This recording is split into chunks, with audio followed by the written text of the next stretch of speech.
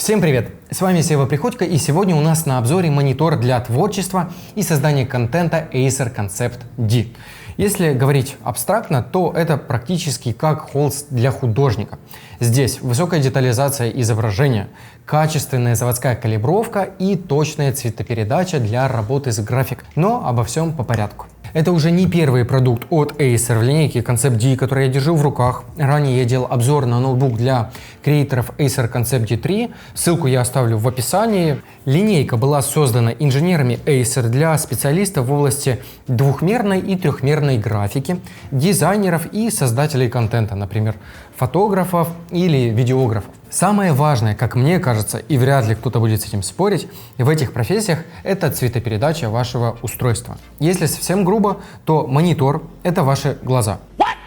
Как музыкант доверяет своему слуху, так фотограф или видеограф, или любой другой человек, который работает с графикой, рассчитывает на свой взгляд, и если цветопередача страдает, то страдает, как правило, и конечный продукт. Причем, если вы работаете за некачественной техникой, вы можете и не заметить, что что-то не так. У вас на мониторе может быть все весьма неплохо, но когда вы отправляете свою работу заказчику или фото в печать, то там будет совсем другая картина. Потому новинка отличается качественной цветопередачей с 99% цветовым охватом Adobe RGB.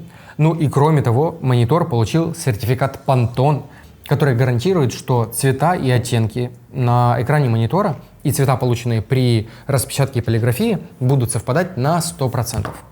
Также, что важно, то когда вы будете отправлять свою работу, и ее будут смотреть на других экранах, других девайсах, то вопросов возникать тоже не должно. В стандартной комплектации монитор поставляется нам с заводскими калибровками для цветовых пространств sRGB, Adobe RGB, DCI-P3 и еще много всяких. Они легко выбираются в экранном меню. Также тут есть параметры для пользовательских профилей калибровки.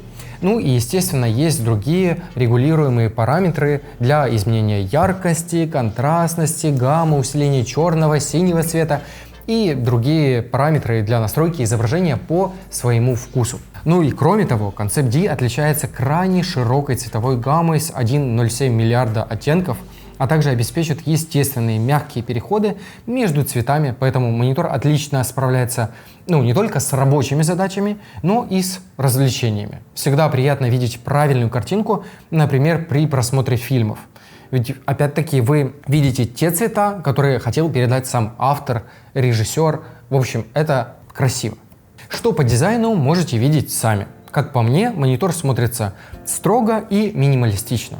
Тонкие рамки подчеркивают, что все-таки перед нами такое премиальное устройство. А круглая подставка под дерево как бы намекает, что это устройство все-таки для творчества. Мне кажется, что будет идеально сочетаться, например, с белым или черным столом на контрасте. У нас, вот видите, тоже неплохо вроде сочетается, такой дерзкий и интересный дизайн, я бы сказал. Также экран тут свободно поворачивается на 360 градусов по горизонтали и на 90 градусов по вертикали, так, чтобы можно было работать в портретном режиме. Это еще очень удобно, когда вы, например, хотите объединить несколько мониторов в одну систему. Высота тут, кстати, тоже настраивается в пределах от 0 до 120 мм, а угол наклона здесь от -5 до 25 градусов. Вот в нулевом положении это выглядит таким вот образом. Не могу сказать, что мне это нравится, мне больше нравится, когда оно на уровне глаз, но, тем не менее, за регулировку отдельное спасибо. Диагональ экрана тут 24 дюйма, это IPS-экран с углами обзора в 178 градусов по горизонтали и вертикали, и соотношение сторон 16:10 с разрешением 1920 на 1200. Немножко нестандартно, так как я привык к 16:9, но мне прям очень зашло, особенно когда мы говорим про создание контента. В монтажных программах у нас появляется дополнительное место для таймлайна, удобнее работать и в фотошопе. Да сказать честно, даже серфить в интернете было приятнее. Конечно, когда мы говорим про фильмы, то это вряд ли самое удобное соотношение сторон, но тем не менее картинка от этого как бы не менее приятная. А что по поводу всех этих соотношений сторон, в том числе 16:10, мне кажется, что это новая тенденция, потому что в этом году мы, например, видим все больше ноутбуков с соотношением сторон 3:2, мониторы 16:10. Мне кажется, что это связано с тем, что в нынешний век мы все чаще пользуемся смартфонами, планшетами в вертикальном их положении, и поэтому мониторы тоже начали увеличивать свою высоту. Подключение к компьютеру или ноутбуку здесь осуществляется с помощью HDMI 1.4 или с помощью DisplayPort.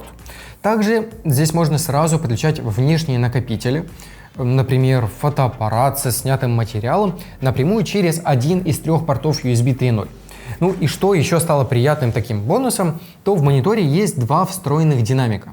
Не могу сказать, что это прям полноценная замена колонкам или наушникам, но тут есть возможность, кстати, подключить те же внешние динамики или те же самые наушники через 3,5 мм джек. Поэтому хотите, пользуйтесь встроенными, хотите, внешние подключите. Мне кажется, что вот просто все максимально просто и удобно. Стоит понимать, что это действительно вот прям инструмент для творчества и работы с графикой или видео. Частота обновления экрана тут 75 Гц, и для глаз это приятно и работать комфортно, но вот для игр частоты может быть маловато. Вернее, даже не так. Для игр этого может быть достаточно, чтобы комфортно играть там даже в шутеры. Но вот если вы прям геймер, то все-таки есть модели с частотой обновления экрана в 120-144 Гц и выше, и все-таки там скорость вашей реакции может быть гораздо выше. Потому если вы берете монитор приоритетно для игр, рекомендую посмотреть все-таки на другие модели. Если же мы говорим про работу, то вас ожидает полная свобода для творчества. Пиковая яркость экрана тут достигает 350 нит, чего хватает с головой. Кстати, если у вас есть желание, то этот монитор можно повесить на стену, используя специально подходящий кронштейн. Но я бы все-таки отдал предпочтение этому сочетанию дерева и серебристой стойки. Выглядит, как по мне, привлекательно. Что по поводу диагонали, то 24 дюйма, мне кажется, хватает с головой. Но интересно было бы почитать ваши мысли в комментариях. С вами был Сева Приходько. Я надеюсь, что обзор был вам интересен. Лично мне монитор очень зашел своим нестандартным соотношением сторон. Также напомню, что дисплей покрывает 100% цветового пространства sRGB, 99 Adobe RGB и 97 пространства в DCI-P3. Все это впечатляет и полностью оправдывает цену устройства. Возможно, в 2020-м мне помимо USB Type-A хотелось бы USB Type-C, чтобы подключить ноутбук, чтобы ноутбук заряжался сразу. А возможно, это просто мои придирки. Возможно, хотелось бы видеть 4К, но тогда и цена устройства была бы тоже другая. А здесь идеальное сочетание цена-качество. Ну и в целом мне будет очень интересно почитать, что вы думаете по поводу этого монитора в комментариях. Если обзор был интересен, то обязательно ставьте ваши лайки. А если вы до сих пор не подписаны на канал, то обязательно подписывайтесь и скоро увидимся.